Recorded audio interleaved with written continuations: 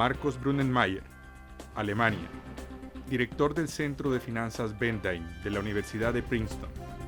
Nuevas reglas para la globalización 5.0.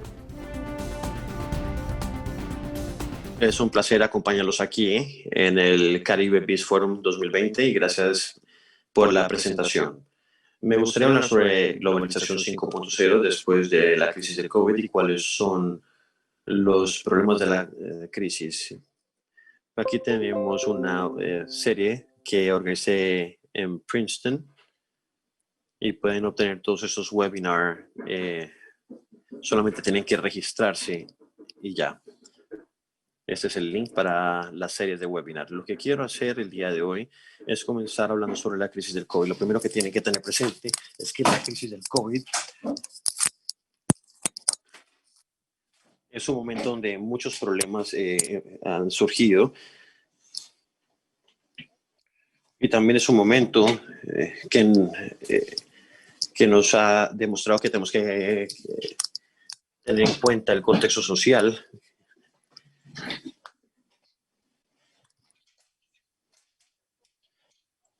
Y hay más externalidades. Hay ciertas cosas que pueden generar un efecto spillover o de derrame y tenemos que ser muchos más autoritarios para manejar crisis como esto. Otra forma de manejar la crisis es no ser autoritarios, sino dar incentivos y tener una sociedad más abierta donde todo el mundo tenga libertad. Pero el péndulo normalmente va de un nivel óptimo de una sociedad abierta, girando más hacia una sociedad más autoritaria. Y esto es esencialmente lo que tenemos que preguntarnos. Tenemos que preguntarnos si el péndulo va a moverse o se va a quedar ahí o es un cambio temporal solamente durante la crisis. Y esas son las grandes preguntas que estamos encarando en el mundo entero cuando vemos que hay un cambio en muchos países en esta dirección.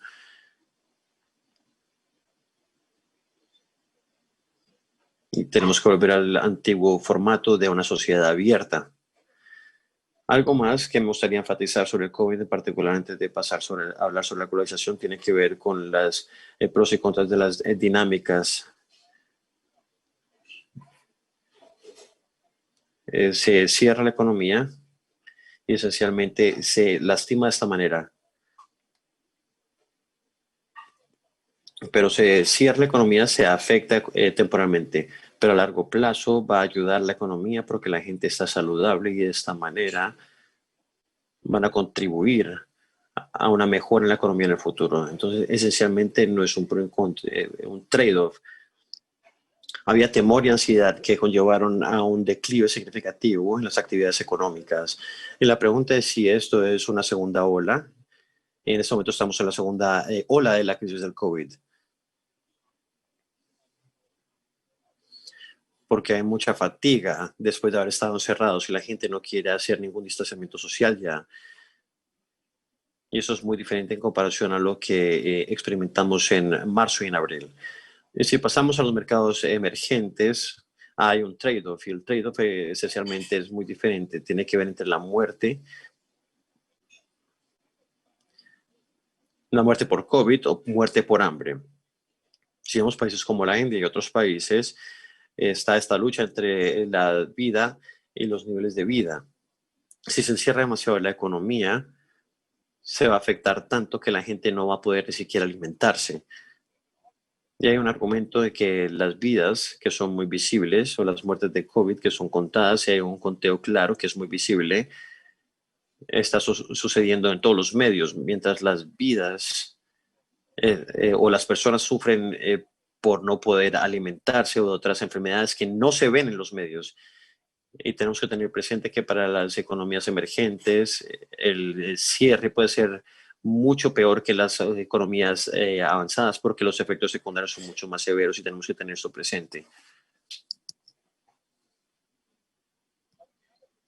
Lo otro que tenemos que tener presente en cuanto a efectos secundarios es cuando hay un cierre de la economía también se pueden tener implicaciones negativas para la sociedad.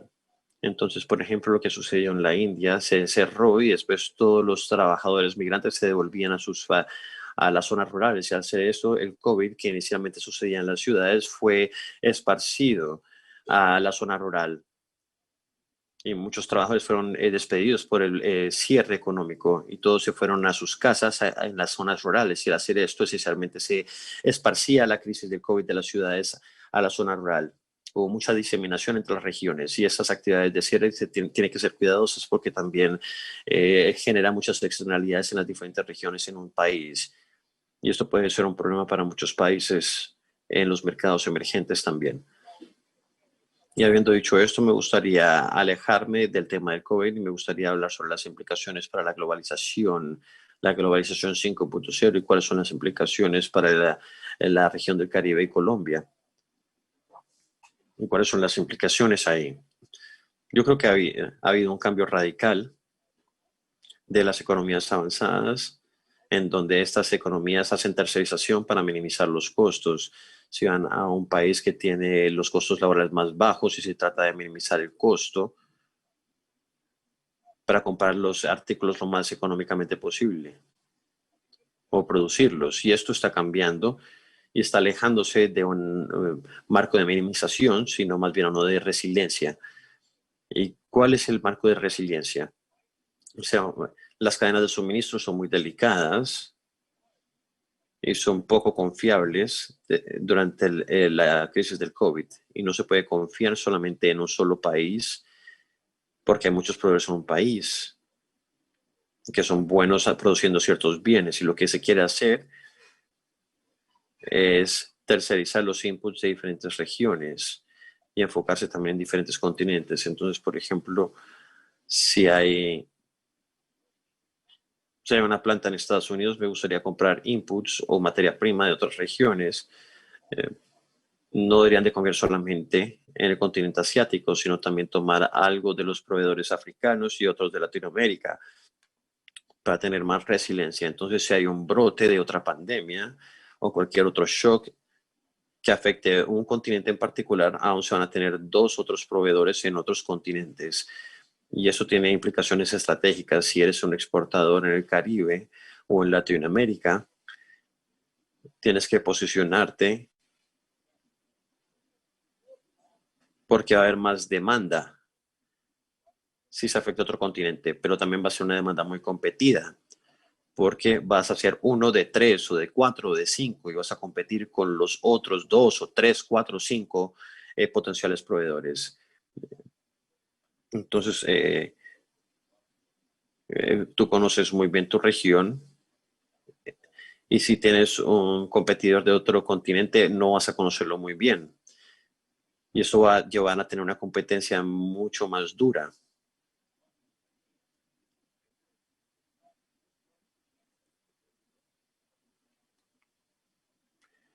Pero a las manufactureras le gustaría tener diferentes proveedores en diferentes continentes para evitar problemas. Lo siguiente es el elefante en el cuarto, es la relación entre China y Estados Unidos. Ya vamos a tener las elecciones en Estados Unidos y hasta el momento no sabemos quién va a ser el próximo presidente de Estados Unidos. Y parece que todo apunta a Joe Biden, pero todo está muy complicado todavía. No sabemos cuál va a ser el resultado final.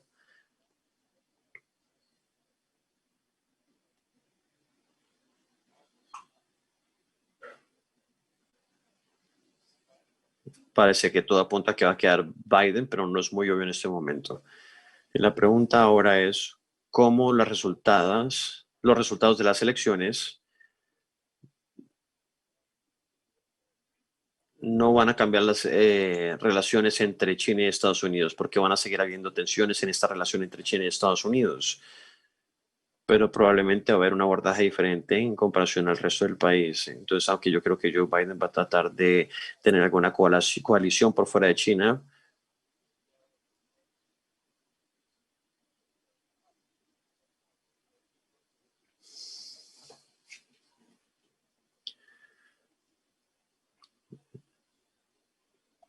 yo no creo que Trump haga lo mismo que Biden. Y eso tiene implicaciones. ¿Y cómo son para competir los grandes poderes económicamente? Es muy bueno comparar la competencia entre los grandes poderes, China y Estados Unidos, por ejemplo, y una competencia similar entre Alemania y el Reino Unido al final del siglo XIX, antes de la Primera Guerra Mundial. Había mucha competencia ahí y hubo muchos paralelos. Por ejemplo, habían 4 dimensiones en donde competían los poderes. La primera es la infraestructura global. Obviamente todos saben la iniciativa de ferrocarriles que comenzó China, y esto es una forma de proyectar poder a otros. Ahí se generan conexiones, tienen puertos, perdón, tienen rutas a otros países. Y esta es una forma de proyectar poder y establecer la influencia en otros países. Y de igual manera, si se ve el siglo XIX, antes de la Primera Guerra Mundial, eh, Berlín tenía un plan de ferrocarriles pasando por Turquía e Istambul.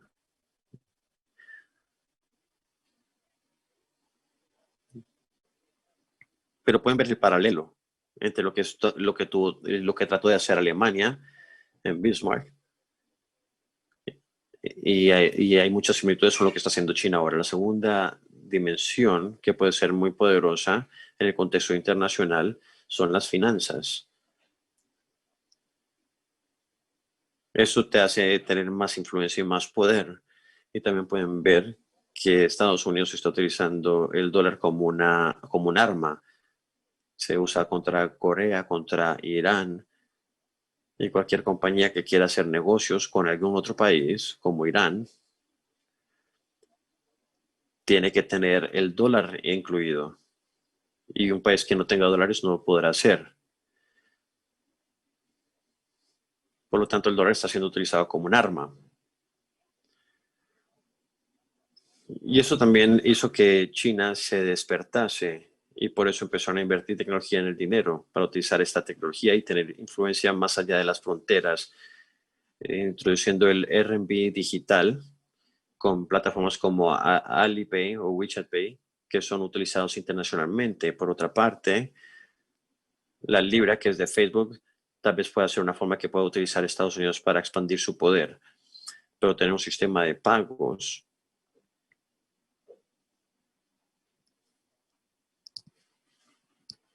es una herramienta muy poderosa también.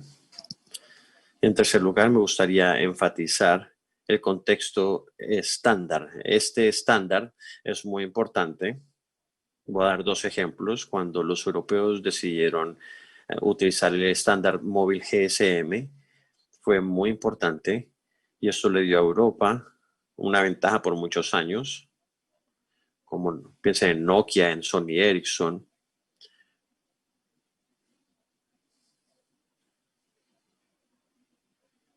Europa estaba adelantada a otros países y fue porque pudieron establecer el estándar. Estados Unidos no acordó un estándar, y por eso es que Europa tomó la ventaja, y este GSM fue el propuesto por los europeos. Ahora el gran debate en este momento es el estándar para la red 5G. Y esto va a ser muy poderoso, porque si se controla el estándar y el equipamiento, no solamente van a controlar todo el equipamiento y pueden apagarlo en el momento de que haya una amenaza, sino que también va a haber otros dispositivos que van a tener que tomar ese estándar en cuenta, y esto va a dar una ventaja competitiva, porque van a tener acceso temprano a lo más novedoso en esas tecnologías, o cualquier tecnología que involucre el Internet de las cosas. También van a haber fronteras digitales que van a ser impulsadas por consideraciones de privacidad y regulaciones de datos. Se tiene el GPDR europeo, por ejemplo, donde hay muchas regulaciones de privacidad, y si quieren ser activos en el espacio digital en Europa, deben seguir estas reglas, e inclusive si están por fuera de Europa tienen que seguir estas reglas. En particular, si son una compañía global, tienen que estar conscientes de todo esto. Y van a haber algunas fronteras digitales, entonces, mientras más haya consideraciones de privacidad, va a ser más difícil que una compañía global sea activa en varios lugares, y esto también va a afectar la globalización. Y todo eso tiene que ver con el comercio internacional. Y me gustaría hablar un poco sobre las finanzas globales y después vamos a abrir a preguntas y respuestas si hay preguntas. Las finanzas globales son muy importantes y el rol del dólar americano también es muy importante. Hay una crisis financiera global y creo que la gente debería estar consciente de esto. En muchas economías o instituciones internacionales estaban cambiando al dólar y aumentando el valor del dólar.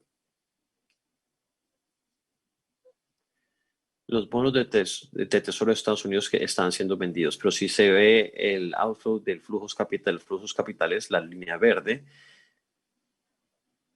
es de enero 21, ese es el punto de inicio, cuando comenzó oficialmente la crisis del COVID-19. Oficialmente comenzó el 21 de enero de 2020, pero los 20 días hubo mucha salida de capital o outflow. Y comparación a antes, por ejemplo, el taper tantrum, y muchas economías nacientes están conscientes del taper tantrum, donde se ve la salida de capital. Pero las salidas de capital para el COVID fueron mucho más grandes que el taper tantrum. Y también fue mucho peor que la crisis financiera del 2008-2009. Aquí hubo un escape de flujo de capital enorme.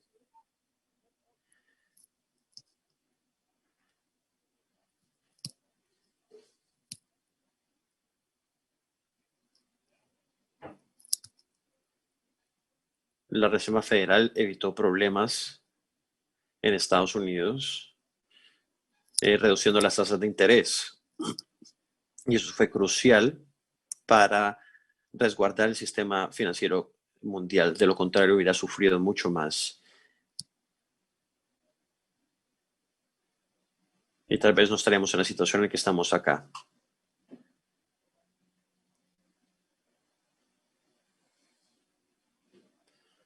Y esto ayudó a estabilizar los mercados internacionales. Si se extiende esta figura, de hecho, va a aumentar y se estabilizó bastante porque hubo mucho capital que regresó. Otro aspecto importante es que se abrieron las instalaciones de repo y en marzo trataron de vender los bonos de Estados Unidos. Querían cambiar los bonos de Estados Unidos y comprar deuda a corto plazo de Estados Unidos.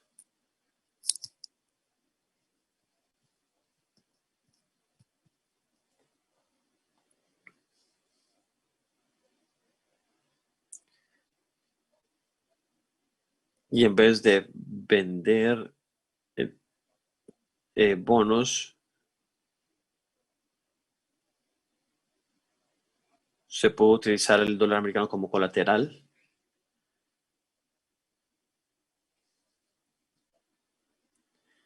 Y esto hizo una diferencia muy importante. Hubo una intervención activa muy importante de Estados Unidos, donde se estabilizó la situación a nivel global, algo que fue muy importante. Y podría hablar mucho más sobre diferentes lecciones que he aprendido de la serie de los webinars y quería repasar brevemente esta parte y abrir a preguntas y respuestas. ¿Creen que las pruebas o de las vacunas son pequeñas en comparación al costo de un encierro? El costo en Estados Unidos fue 80 billones semanales y en el mundo 200 billones anuales. Y las pruebas son económicas en comparación a esto. Se quieren desarrollar mucha redundancia en las vacunas, mucha resiliencia. Estas vacunas se están haciendo en paralelo.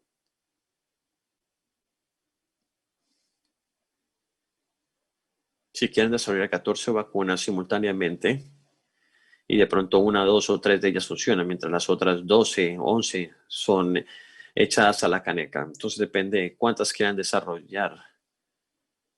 Si son muy similares, no van a querer desarrollarlas, van a querer desarrollar vacunas que sean un poco diferentes. La otra pregunta es cómo distribuir las vacunas, a quién se le dan las vacunas para poder salir de la crisis del COVID. Y la pregunta aquí es si se la deberían dar a la gente vulnerable, eso sería muy obvio, a los trabajadores del sector salud, por ejemplo, pero también a los super diseminadores, la gente que disemina la enfermedad, se les debería de suministrar a ellos también para reducir la velocidad en que se está regando la enfermedad y para disminuir la crisis del COVID. Vamos a hablar un poco sobre la recesión. Hay un debate sobre qué tipo de recesión estamos teniendo, pero lo importante es esta recesión K, en donde algunos sectores se van a beneficiar de la crisis del COVID, otros van a verse afectados negativamente y a largo plazo van a ver un efecto de tipo scaring, donde la gente va a perder su trabajo y no volverá a encontrar trabajo nuevamente. Hay muchas firmas y compañías que van a cerrar porque van a entrar en quiebra.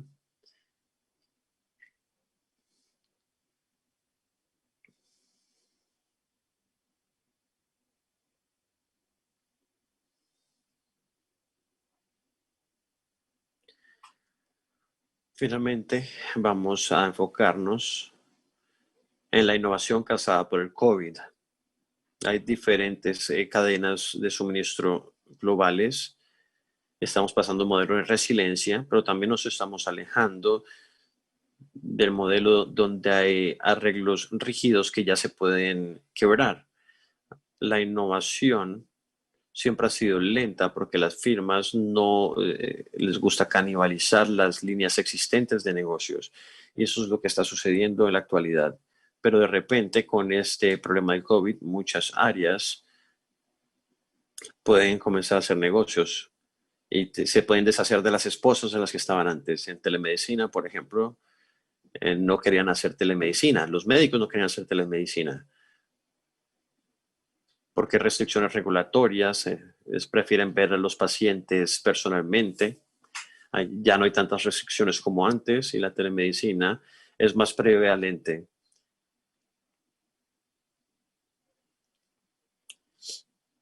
Y hay gente en el Caribe que está haciendo telemedicina con pacientes en Estados Unidos y de repente hay una gran apertura en ese sector para todos. De igual manera, para las oficinas en casa, hay una nueva forma de ver esto. La gente puede trabajar desde su casa, no tiene que manejar 2 o 3 horas para llegar a la oficina. Se ahorra mucho tiempo.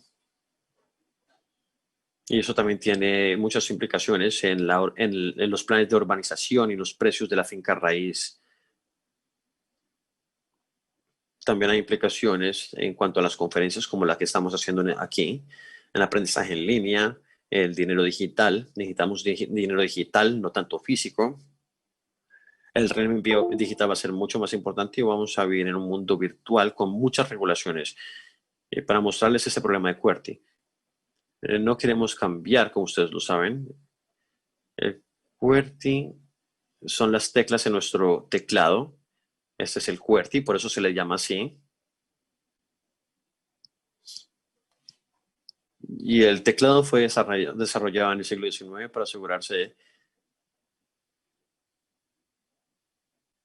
de que las letras que no son utilizadas muy a menudo o en secuencia se ponen juntas para que los martillos de las máquinas de escribir no se atrancaran. Pero con el computador no existen estos martillos que tenían las máquinas de escribir. Pero diseñamos este teclado durante esa época y ya no nos podemos alejar de este sistema. Y esto simplemente es un ejemplo que aplica para el mundo real.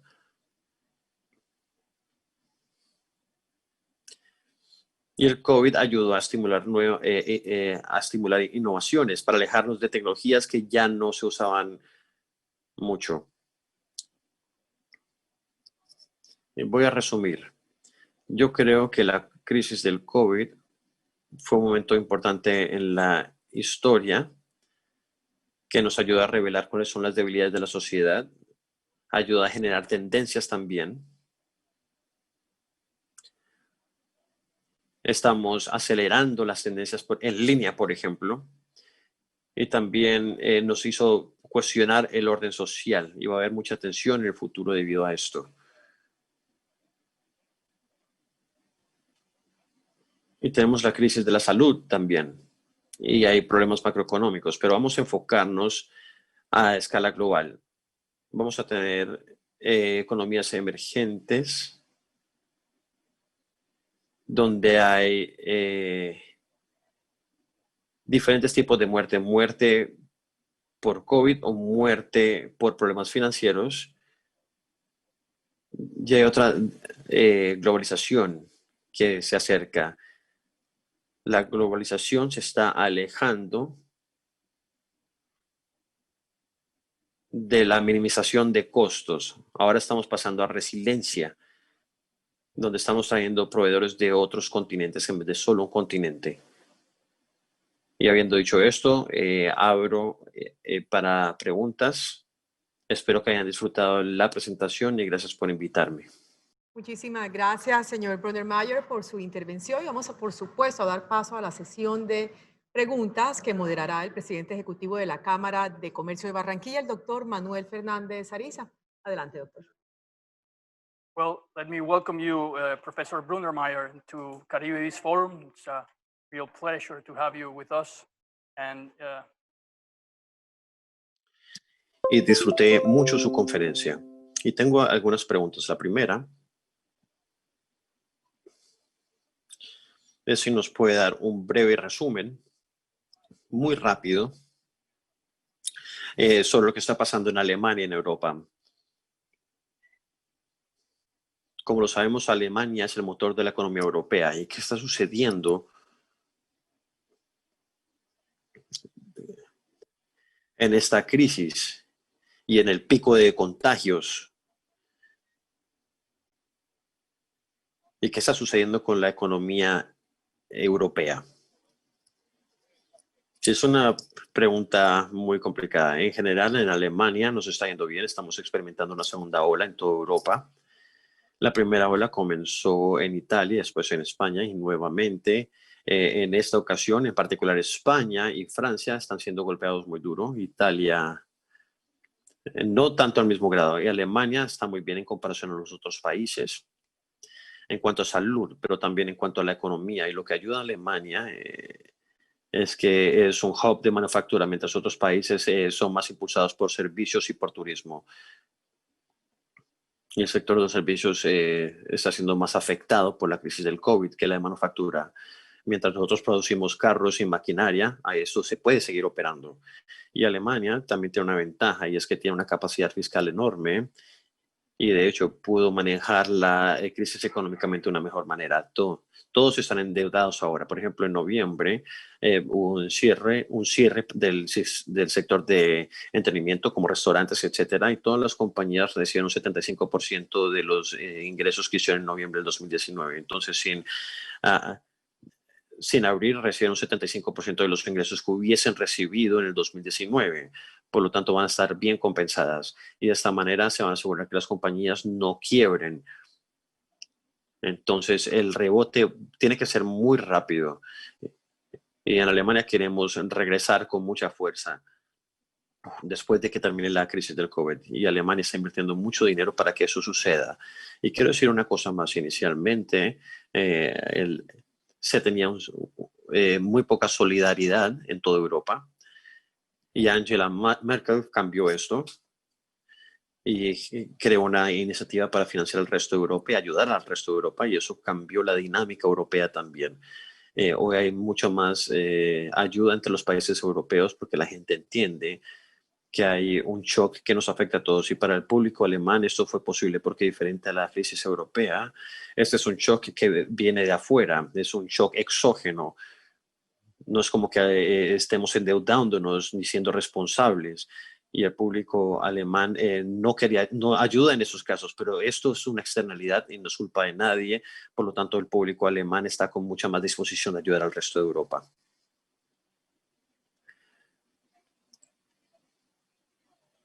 Mencionaste que tenemos que estar en alerta, que la Reserva Federal ayudó a los mercados emergentes financieramente. Las tasas de interés están bajas debido a esa liquidez o a ese impulso en la liquidez. Pero ¿qué puede pasar en el futuro con esa estabilidad? ¿Creen que en las elecciones, si queda Trump o Biden, se va a sacudir esa estabilidad? ¿Cuánto tiempo nos queda de tasas de interés bajas en el mundo? ¿Y qué deberíamos de esperar o cómo deberíamos de prepararnos para un cambio en esa situación? La respuesta de la Reserva Federal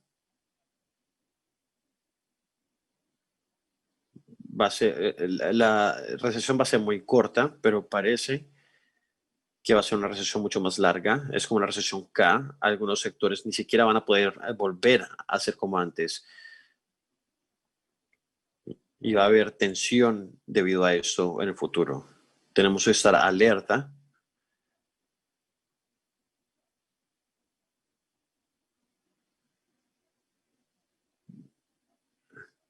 Los IPOs en Estados Unidos están a niveles récord más altos que en 1999 durante el boom de Internet. Tiene una pregunta de si esto va a ser sostenible, porque los bancos centrales están ayudando muchísimo sin tener efectos secundarios. Están financiando solamente compañías que sean eficientes en vez de todas las compañías. Y algunas industrias van a tener que reducir sus tamaños y otras van a tener que expandirse. Y eso va a ser un reto para el futuro. Y esperamos poder continuar y asegurarnos de que la vacuna llegue rápidamente antes de que empiecen a surgir nuevamente los problemas económicos y sean más severos.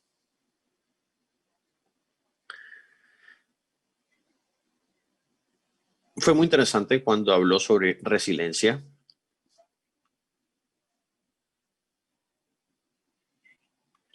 Y la mitigación del riesgo. Y algo que escuchamos mucho es reassuring y nearshoring. Y creo que te refieres a un aspecto que va con esto. Por ejemplo, como un país como Colombia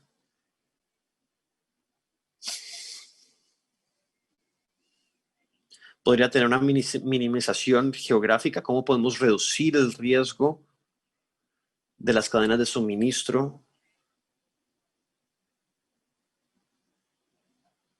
en esas cadenas globales, cómo los gobiernos locales y cómo las empresas pueden ser atractivas para reducir el riesgo,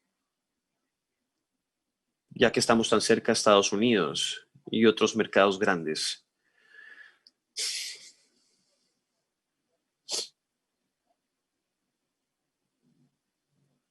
Esto está sucediendo desde la crisis del COVID y de hecho está acelerándose hasta cierto punto, pero es más que todo impulsado por la tecnología. Yo creo que no es algo que esté siendo impulsado por la crisis del COVID. Como lo dije, es una oportunidad para que los países puedan estar trabajando estrechamente cuando hay resiliencia. Hasta el momento Estados Unidos está importando demasiado de Asia y no había oportunidades para decir, por ejemplo, algunas compañías quieren tener algo que quiera ser traído de Latinoamérica en vez de Asia y se podría explotar esta oportunidad y podrían dar un paso adelante y proveer estas materias primas a Estados Unidos. Y de esta manera se va a crear resiliencia porque van a venir fuentes de Asia y de Latinoamérica también. Y eso es una oportunidad muy importante que tenemos que crear en este momento. Ya sea que esto sea una ventaja, una desventaja, depende mucho. Si la disrupción viene del transporte, entonces es una ventaja estar cerca de Estados Unidos. Si es por la zona de tiempo, también es una ventaja. Pero si se trata de una consideración de salud, puede ser una desventaja porque estar más lejos, el efecto del contagio va a ser más pequeño. Entonces no está seguro, no se está seguro si la proximidad sea una ventaja, pero yo creo que sí. Pero yo me fijaría estratégicamente cuáles son las áreas en donde las compañías de Estados Unidos van a tratar de mejorar su resiliencia al tener diferentes fuentes para obtener su materia prima. Y esto va a generar muchas oportunidades para Latinoamérica para que den un paso adelante y den una alternativa. O compañías europeas también. Estuve hablando sobre cibermonedas y con esta crisis de salud, estas cibermonedas como las fiat y otras monedas se han expandido y la demanda ha aumentado. y hablase sobre las fronteras digitales, porque en este momento con estas cibermonedas se puede pasar este dinero por las fronteras más rápidamente, muy fácilmente y sin pagar nada. Y por otra parte, se tienen impresión 3D y otros bienes dentro del mismo contexto. ¿Qué opinas tú sobre el futuro de la globalización? Y cómo se comportará esta interacción con la tecnología. Creo que las nuevas tecnologías van a ayudar a la globalización y va a hacer que sea más fácil. Y también los pagos y cosas por el estilo. Lo importante es que debido a todas estas nuevas tecnologías digitales, podría ser que los países más pequeños estén sujetos a una dolarización digital. Algunos países donde el dólar están tomando el poder sobre las monedas locales. Y en el futuro se va a utilizar, por ejemplo, la libra, que es una moneda digital. Y esto es una preocupación para los bancos centrales locales porque van a tener que, no van a tener dinero para manejar las políticas económicas. Sí, se va a perder el poder de hacer políticas monetarias si hay monedas digitales que tomen el control sobre las monedas locales. Y eso es algo que los legisladores van a tener que tener en cuenta, especialmente en países latinoamericanos, porque van a poder ser víctimas de una digitalización del dólar. Una pregunta más muy rápidamente, porque se nos acabó el tiempo lamentablemente. ¿Qué opina usted de los préstamos de los bancos centrales a los gobiernos nacionales? Un préstamo de una sola vez, dadas las condiciones de los países como Colombia, que tienen una tasa de deuda muy alta en comparación a su PIB. Eso es una propuesta que está siendo debatida, todavía no se ha decidido nada. Obviamente es algo un poco ortodoxo. ¿Qué opinas tú sobre una propuesta como esta? Obviamente es una situación extraordinaria, por lo tanto se tienen que tener medidas extraordinarias, pero tienen que tener presente lo que es, en verdad, cuando ustedes recapitalizan los bancos centrales, esencialmente le da el gobierno un préstamo. Se está reduciendo el poder que tiene un banco central y esto podría afectarlos en el futuro.